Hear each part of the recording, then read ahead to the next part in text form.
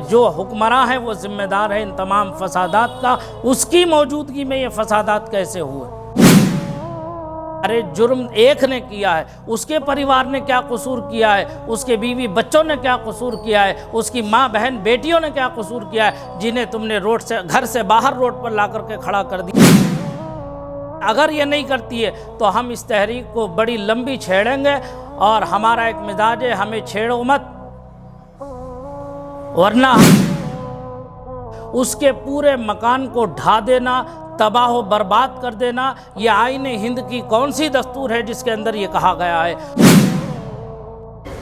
ملک اور صوبے کے موجودہ بگڑتے حالات کے پیش نظر آج آمری فنکشن ہال گردہلی بنگلور میں علماء اہل سنت و جماعت اور عمائدین شہر نے ریاست کی پرامن فضا کو کیسے بچایا جائے اس پر تبادلہ خیال کے لیے ایک اہم میٹنگ کا انعقاد کیا، اور باہم مشورے سے طے کیا گیا کہ اس سلسلے میں صدر جمہوریہ ہند، وزیر اعظم، صوبے کے وزیر اعلیٰ اور گورنر اور پولیس انتظامیہ تک اپنی بات مضبوطی کے ساتھ پہنچائی جائے، اور فتنہ و فساد کی آگ بھڑکانے والوں پر روک لگائی جائے، تاکہ ملک کی گنگا جمنی تہذیب باقی رہے اور قانون کی بالادستی قائم رہے۔ ملک بالخصوص ریاست کرناٹک کی پرامن فضا کو دن بدن مقدر کیا جا رہا، اور آئے دن کسی نہ کسی بہانے مسلمانوں کو نشانہ بنایا جا رہا ہے، اور حکومت کے کچھ ایسے لیڈروں کو چھوٹ دے رکھی ہے جو منہ میں آتا ہے وہ بولنا شروع کرتے ہیں، جس سے مذہبی منافرت کو بڑھاوا ملتا ہے۔ دونوں قومیں آپس میں دست بگریباں ہو جاتی ہیں۔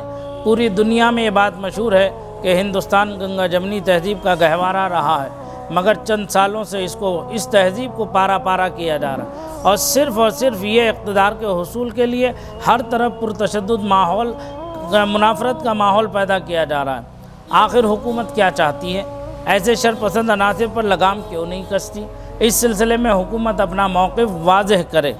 ہم پورے یقین کے ساتھ کہتے ہیں کہ اسلام امن پسند مذہب ہے، اور اس کے ماننے والے بھی امن و شانتی کو پسند کرتے ہیں۔ جہاں عید و تہوار کا معاملہ ہے تو کوئی بھی مذہب یہ نہیں کہتا کہ تم تلواریں اور بندوقیں لے کر جاؤ، مگر دہلی اور دیگر مقامات پر دیکھا گیا کہ بعض شرپسند یہ سب کھلے عام لے کر جلوس میں شریک ہوئے، اور انتظامیہ تماشبینوں میں شامل رہی۔ آخر ایسا کیوں؟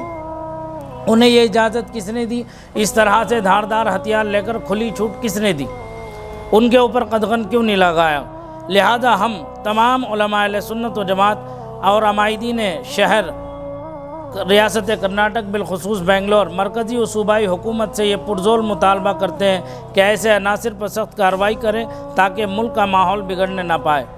ہبلی، دہلی، کھرگون، مدھیہ پردیش، آندھرا پردیش، راجستھان میں جو کچھ ہوا ہے ہم اس کی شدید مذمت کرتے ہیں، اور مرکزی و صوبائی حکومتوں سے مطالبہ کرتے ہیں کہ ان دنگوں کے پیچھے جو بھی شرپسند افراد اور تنظیمیں کار فرما ہیں ان کی صحیح شناخت اور نشاندہی کے ساتھ ان کو کیفر کردار تک پہنچایا جائے۔ اس کی آڑ لے کر بے قصوروں کی پکڑ دھکڑ اور ان کو ہراساں و پریشان کرنا فوراً بند کیا جائے۔ بار بار جو اس طرح کے منظم فسادات ہو رہے ہیں، یہ کون لوگ ہیں جو کرا رہے ہیں؟ حکومت ان کا پتہ لگا کر اس کا سدباب کرے۔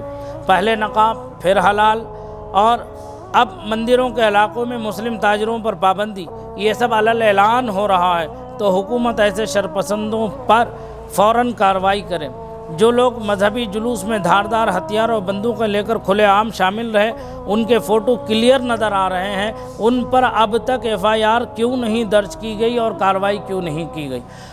اور اس کے ساتھ ساتھ اگر کوئی مجرم ٹھہرا، ابھی تک مجرم ثابت نہیں ہوا ہے، ملزم ہے، وہ مجرم نہیں ہے، ملزم ہے ابھی تک، اگر کسی کے ہاتھ میں پتھر بھی ہے تو جب تک اس کا جرم ثابت نہ ہو جائے وہ مجرم نہیں ہے، ملزم ہے۔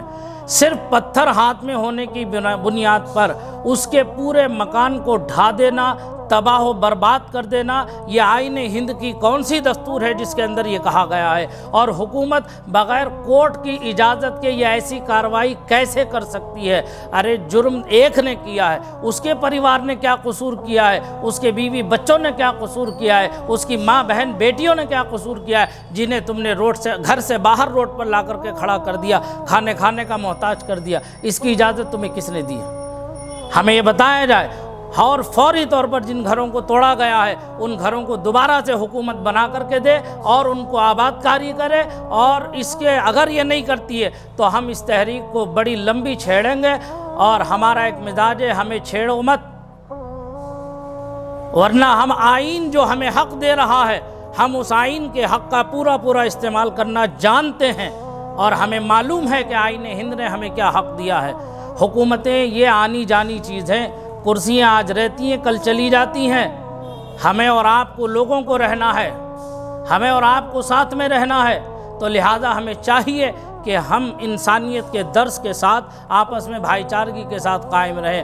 کرسی کا نشہ یہ چند دنوں کا ہے، جب اتر جاتا ہے تو کوئی دوسرا پوچھ کر بھی نہیں دیکھے گا تمہیں۔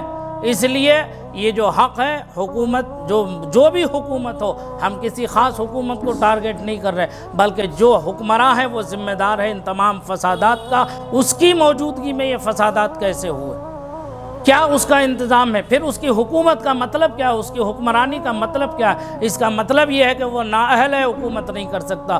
جو نااہل ہے اسے حکومت چھوڑ دینی چاہیے اور حکومت کو استعفیٰ دے کر کے الوداع کہہ دینا چاہیے۔ جو حقدار ہے اسے حق دیا جائے تاکہ ملک کے اندر امن و امان قائم رہے، بحال رہے۔